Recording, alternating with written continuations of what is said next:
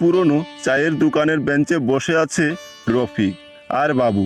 দুজনে সদ্য বিশ্ববিদ্যালয় শেষ করেছে, কিন্তু এখনো কোনো চাকরির দেখা নেই। সামনে ধোঁয়া উঠছে কড়া লাল চায়ের কাপ থেকে। ঘড়ির কিন্তু টাইম মেশিন হওয়ার চেষ্টা করার দরকার নেই, সময় তো আমাদের ছাড়ছে না। এই দেশের অবস্থা দেখে মনে হয় ডিগ্রি থাকলেই বেকার হওয়া যায়। ডিগ্রি নতুন সংজ্ঞা, 4 বছর ক্লাস, 1 বছর ঘুম, বাকিটা চা আর ঘুম। তোর বাসায় কিছু বলে না? প্রতিদিন আম্মু বলে, তুই কি পেঁয়াজের দামে নেমে গেছিস?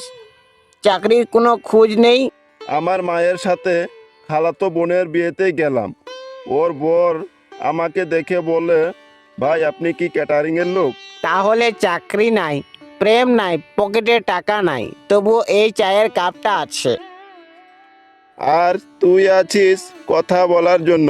কাউকে পেলেই জীবন একটু কম তিতা লাগে। দুই বন্ধু চায়ের কাপ শেষ করে চুপচাপ বসে থাকে। আশেপাশে মানুষজন হাঁটছে, কেউ অফিসে যাচ্ছে, কেউ কাজ শেষ করে বাড়ি ফিরছে, কিন্তু এই দুইজনে বসে সময় কাটাচ্ছে, ভবিষ্যতের দুশ্চিন্তা ভুলে একটু হাসছে।